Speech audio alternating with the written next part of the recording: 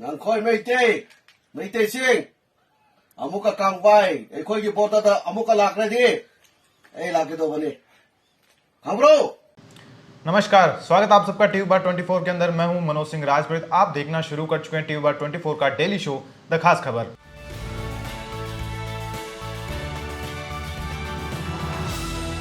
मणिपुर एक ऐसा स्टेट जो पिछले 45 दिनों से लगातार आग की लपटों के अंदर है।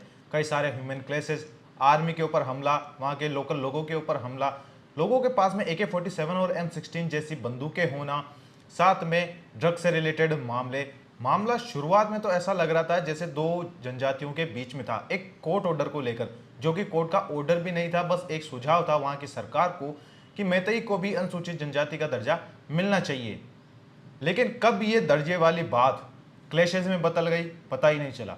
कई सारे लोग एक पीसफुल रैली निकाल रहे थे, उस रैली के चलते सरकार को ऐसा लगा कि ये रैली या आंदोलन कुछ शर्तें मनवाएगी और उसके बाद में ये रैलियां खत्म हो जाएगी। लेकिन उसके बाद में भी हालात बद से बदतर होते गए, इतने बदतर के वहां के राजनेताओं के MP MLAs के तक घर जला दिए गए।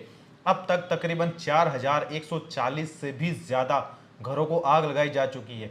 250 से भी ज्यादा चर्चेस को आग लगा दी, 100 से भी ज्यादा मंदिर तोड़ दिए गए हैं। कम से कम 2 से 2500 घर कुकीज के और 2-2500 घर मैतेई लोगों के जला दिए गए हैं। इन सब के पीछे के रीजन आखिर है क्या? शुरुआत में सबको लगता है कि ये बस एक नॉर्मल क्लैशेस है, कुछ दिनों में ठीक हो जाएगा। लेकिन ये दंगा बता रहा है हमें 2007 से पहले की कंडीशन, कि किस प्रकार से मणिपुर के अंदर लोगों के बीच में, जनजातियों के बीच में किस तरीके से लड़ाइयाँ हुआ करती थी, एक टेरिटरी को लेकर या फिर अपनी सीमाओं को बाध्य रखने के लिए। लेकिन अब जो बातें निकल कर आ रही है, जो हालात सामने आ रहे हैं, वो कुछ और ही कहानी बयान कर रहे हैं।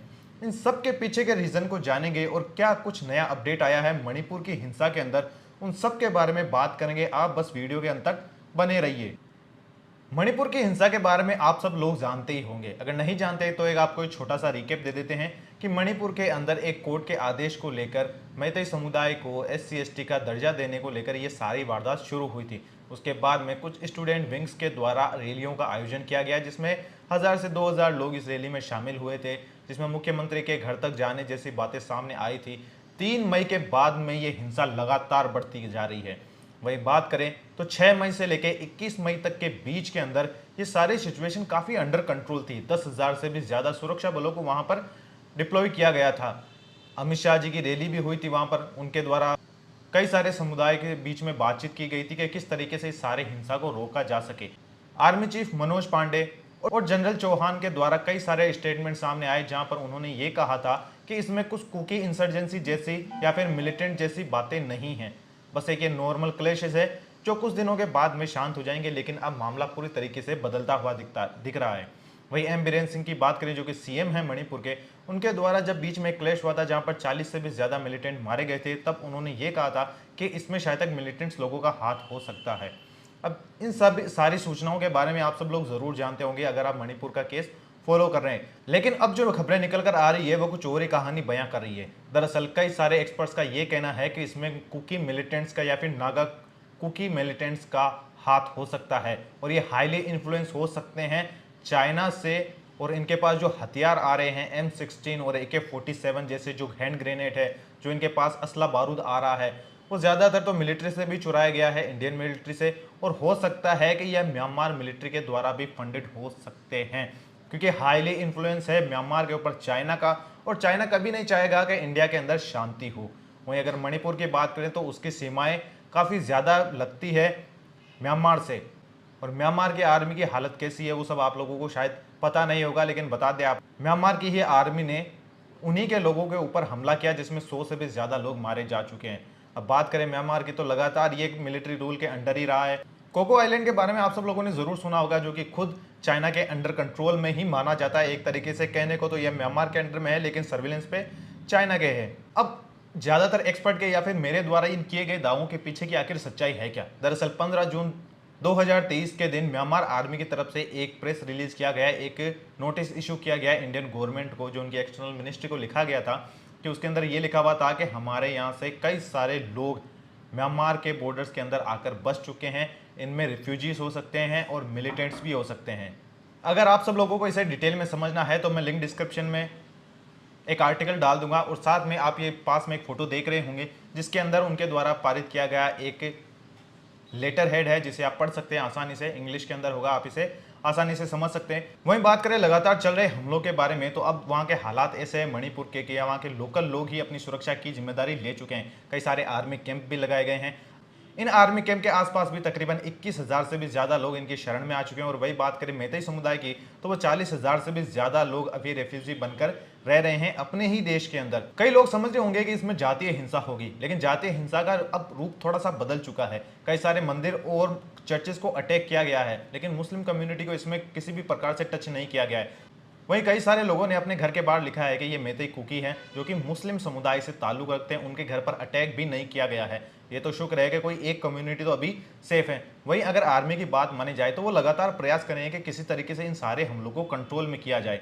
अब वो इसके अंदर कितना सक्षम होते हैं वो आने वाला समय ही बताएगा। इसको रोकने के पूरे प्रयास किए जा चुके हैं। वहीं कई सारे एक्सपर्ट का ये कहना है कि गवर्नमेंट को यहाँ पर 357 आर्टिकल को लगा देना चाहिए, यानी 356 आर्टिकल, क्योंकि अगर ऐसा लगता है तो इसके ऊपर केंद्र शासित प्रदेश घोषित कर दिया जाएगा कुछ समय के लिए, जिसके अंदर मिलिट्री डिप्लॉयमेंट हो जाएगी और राष्ट्रपति शासन लगने के बाद में किसी तरीके से इन कुकी मिलिटेंट्स को काबू में कर लिया जाए।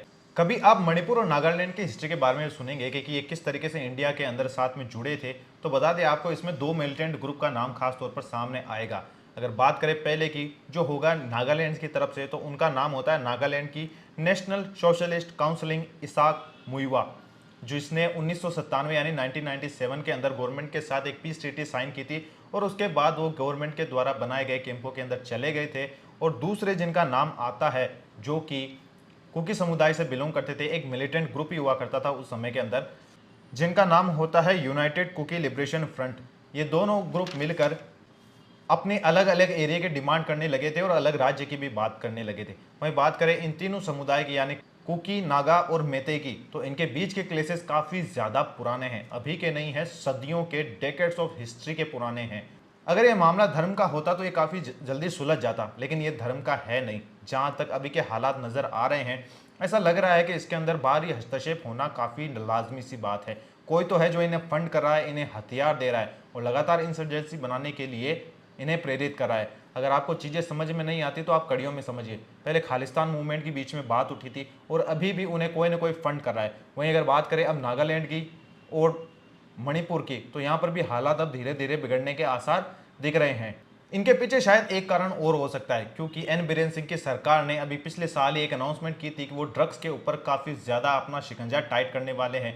जितनी भी वहाँ पर खेती होती है अफीम की, ड्रग्स की, उसे रोकने की पूरी कोशिश करेंगे। गवर्नमेंट डाटा के हिसाब से तकरीबन 15,000 एकड़ की ज़मीन पर पॉपी फार्मिंग होती है। पॉपी फार्मिंग का मतलब वही होता है अफीम या ड्रग्स की खेती होती है। लेकिन इसी को रोकने के लिए जैसे ही अपना शिकंजा कसना शुरू किया, उसके बाद में ही ये सारे क्लेशेस हमें देखने को मिले हैं। अब आने वाले टाइम के अंदर पता चलेगा कि गवर्नमेंट और आर्मी इसे किस तरीके से रोकने में सक्षम होगी। वहीं बात करें 2016 से लेकर 2022 तक, तो यहाँ पर काफ़ी ज़्यादा शांति थी, लोग वापस अपने नॉर्मल रूटीन के अंदर आ गए थे। कई सारे मिलिटेंट ग्रुप को गवर्नमेंट रोकने में कामयाब भी हुई थी, लेकिन अब ये हालात बद से बदतर होने शुरू हो चुके हैं। अब आने वाला समय शायद तक कठोर होने वाला है गवर्नमेंट के लिए, वहाँ के लोगों के लिए और पूरे इंडिया के लिए।